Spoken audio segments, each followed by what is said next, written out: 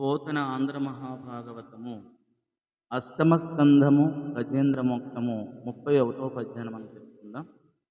జీవనంబుదనకు జీవనం వయ్యుంట నలవు జలమునంత కంతకెక్కి మకరము పెడస్సె మత్తే భ్రమల్లంబు బహుళ పక్క సీత బాను పగిది.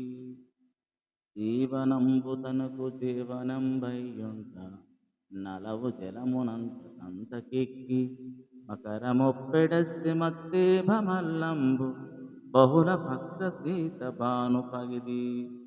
మొసలికి బతుకు తెరువు నీళ్ళే కదా, అందుకని దానికి క్రమంగా బలము పట్టుదల పెరిగాయి.